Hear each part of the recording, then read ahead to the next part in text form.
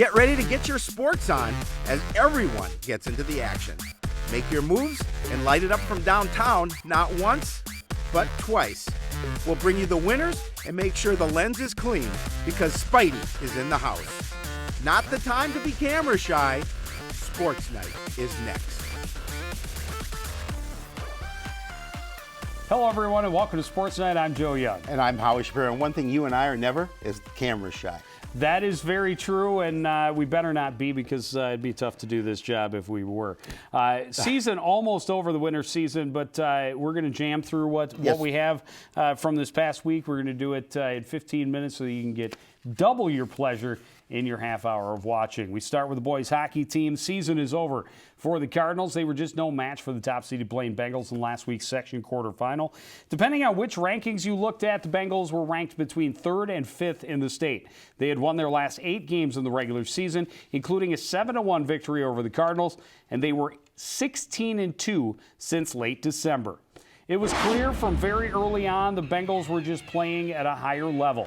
They dominate the first period. Future Gopher Luke Noterman weaving his way into the slot and scoring on the wrist shot. Blaine outshot Coon Rapids 18-8 and led 3-0 after the first. Same old song and dance in the second. Noterman across to Max Bouch for the shot. Nash makes the save, but Riley Tufte right there to clean up. 2 goals, 3 assists for Tufte in this one. Noterman had a pair of each. And they weren't the only Bengals bringing their scoring sticks. This one by Mason Landberg gave Blaine a 6-0 lead. They were up 7 before the end of the second period. That meant running time for the entire third, but they still had the lead. Fancy little backward pass to Griffin Fussy. Flips it over Nash midway through to make it 8-0. Bengals had 3 more before the final buzzer sounds and moved to the semifinals with an impressive 11-0 victory. And how these Blaine Bengals, very impressive. Absolutely. But they met their match in the semifinals. It was a double upset in the semifinals. Like to see that. That's fun. The top 2 seeds in the tournament, both ranked in the top 20 in the state, both eliminated in the semifinal round. Maple Grove 6-3 winner over Blaine. Anoka ends the Cougars season with a 6-2 win. Those two will face off for the championship later this week. And pretty impressive team in Blaine. Clearly they just were on a different level than the Cardinals. But Maple Grove comes with a really balanced attack, and I thought Blaine would get the win. I thought it would be a very tough game, but a pretty surprising and impressive feat for the Maple Grove Crimson. Well, we have actually got a chance to see both those contests, and I thought Maple Grove played a pretty nice game. They've got a good club, and as you mentioned, they've got some balanced scoring and opportunity to get in against Blaine. Big surprise for me because I thought when we left that arena, I didn't think anybody would beat Blaine on their way to the state tournament. I thought for sure they were tournament bound, but that's why they play the games. No doubt. Well, the wrestling state championships will be held at XL Energy Center this week, and 2 Cardinals will be there trying to finish the season at the top of the podium. Section 7 is arguably one of the toughest sections in the state, so it's impressive enough just to make it to the big dance.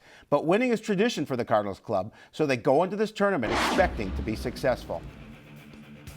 We're going to start with Freddie Madimba on the mat at 138. Gets into trouble early in the second period against Blaine's Carter Newman. Newman gets him in a headlock and forces him to the mat. Madimba did get a pin in the wrestlebacks and finishes 5th in this section. There you see the pin. There it is right there.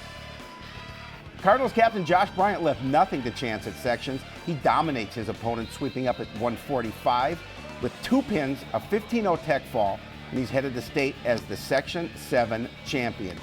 Nice job there. It was hot and cold tournament for Joey Bothwell at 160. He won by a pin twice, lost by a pin twice. Bothwell lost the 3rd place match, getting pinned in overtime to finish up in 4th place. 182 pounds, Robert Warner matching up with Casey Schlitz of Elk River. Schlitz gets him in the cradle early in the 3rd period, gets the pin. Warner won his next match by pin, but had to settle for a 6th place finish.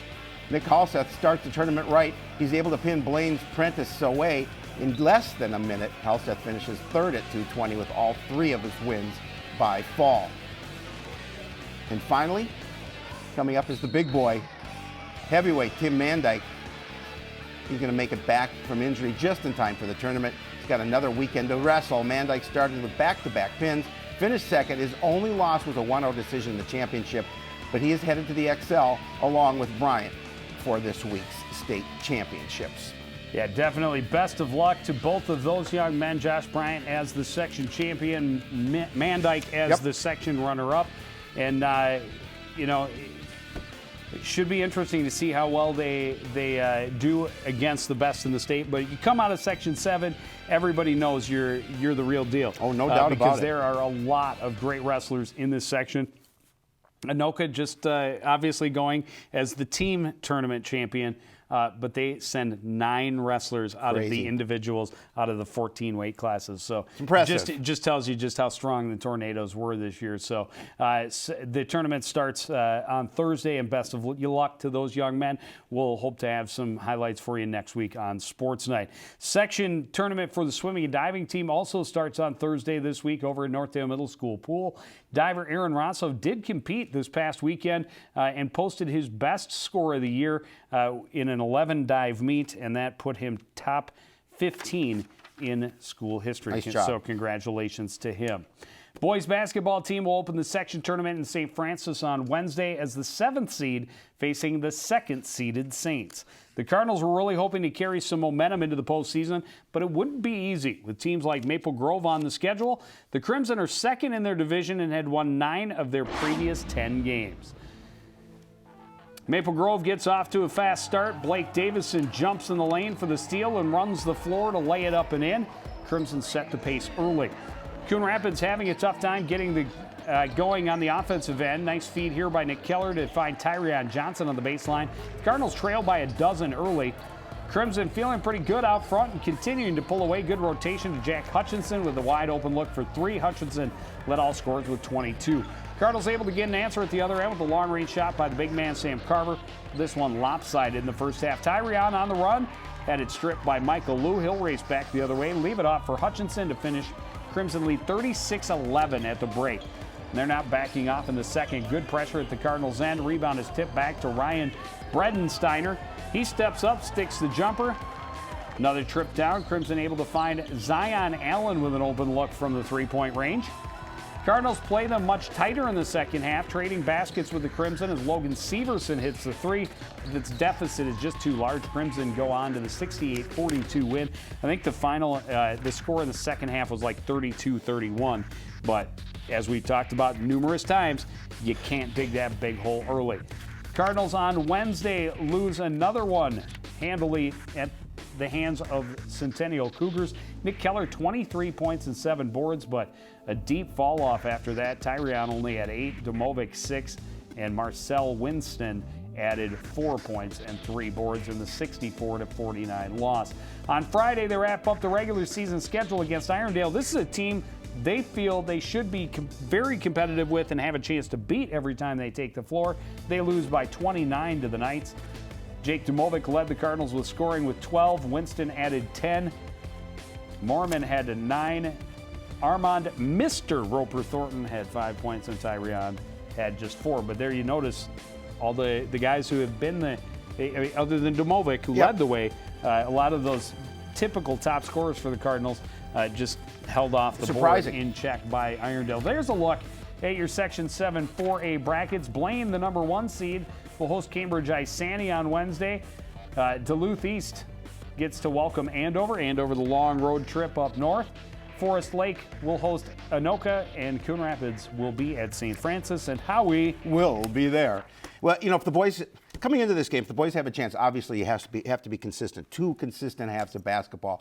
St. Francis comes in at the 2 seed, only a 16-10 record. So if they play their best ball, they have an opportunity. But they're going to have to play their best ball. Absolutely, and it's a St. Francis team that plays in a little bit weaker conference. They did play a number of Northwest Suburban teams over the season, and they did play them very well. But this is an opportunity. You talk about it. Consistency is the key. Huge. When we've seen this Cardinals team play, like the first 5 minutes against Anoka, if they can take what they did in that 5 minutes and do that for 34, or 36. Yep. I don't know that St. Francis keeps up with them. Well, let's hope that happens. Love to see it. We'll have to wait and see. Well, the girls' basketball team will wrap up the regular season this week before making a postseason push of their own.